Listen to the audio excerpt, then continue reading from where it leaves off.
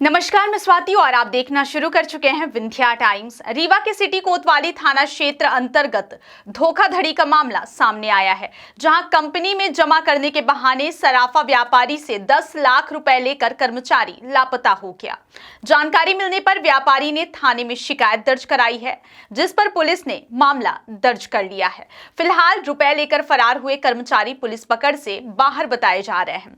City कोतवाली थाने के fort road पर सराफा दुकान संचालित करने वाले अवनीश सोनी पिता रमेश सोनी निवासी मलियान टोला थाना सिटी कोतवाली का जेवरों का लेन देन दिल्ली के व्यापारी एसजे गोल्ड से होता है।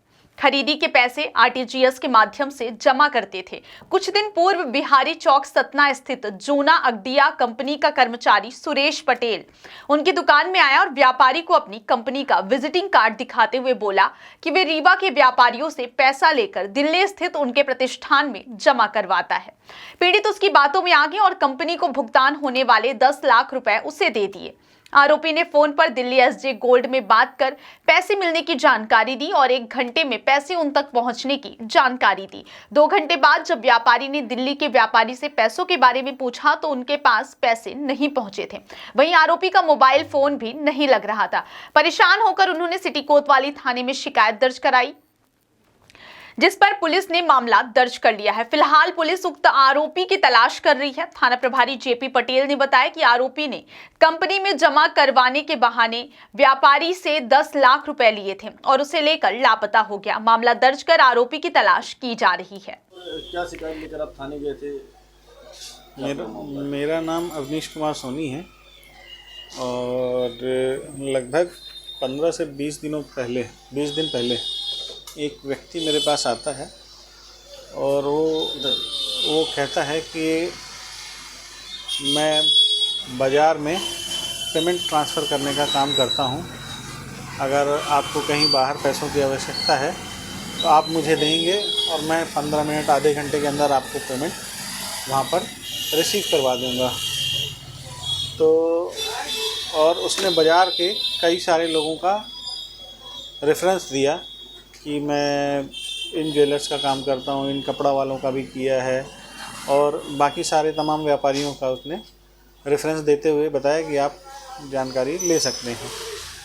तो मुझे कुछ पैसों की आवश्यकता पड़ी तो मैंने उसको बुलाया अपने पास में कि भैया आप मुझे 10 लाख की आवश्यकता थी दिल्ली में।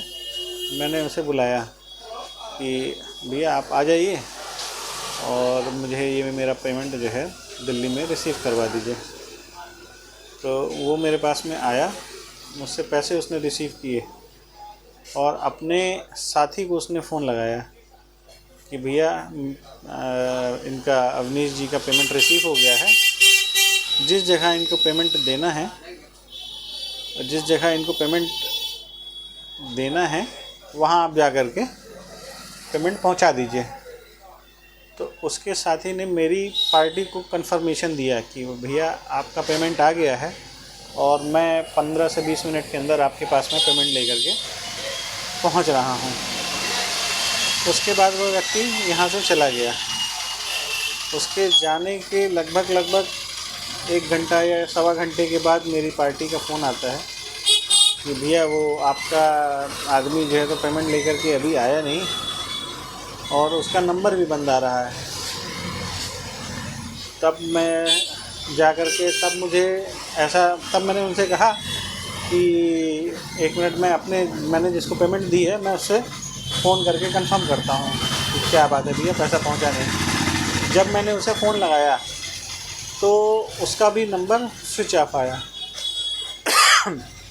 तब इस बात का एहसास हुआ कि हमारे साथ में धोखाधड़ी और ठगी जैसा ये कांड हो गया है। तो उसके बाद हम लोग फिर थाने गए और वहाँ पे शिकायत की। कौन से थाने गए थे? सिटी कोतवाली। क्या FIR हुई? हाँ, FIR हुई। क्या उसके बाद भी पैसे की मांग की जा रही थी? कितना कैश दिए थे आप? जी कैश दिया था। कितना दिए थे? 10 लाख रुपये। बाद में पैसा मांग के रहे थे? नहीं, बाद में तो नहीं मांगा गया। बाद में कोई मांगेगा पैसा? बाद में कोई पैसा नहीं मांगेगा। शिकायत दर्ज हो गई? हाँ, शिकायत दर्ज हो गई है, FIR दर्ज हो गई है। क्या पूरा मामला है? जी अभी 2 दिन पहले अवनीश सोनी जो मलियान टोला में उनका ज्वेलर्स की दुकान है, उनके पास एक व्यक्ति 10-15 दिन से लगातार संपर्क कर रहा था कि वो कोई एथराइज कंपनी का डीलर है और वो वहाँ से पैसों का आदान प्रदान जो होता है इनका, उसको वो कंपनी तक पहुँचाने का काम करता है। और इसने कई लोगों का उदाहरण भी दिया कि हमने इनका काम किया है।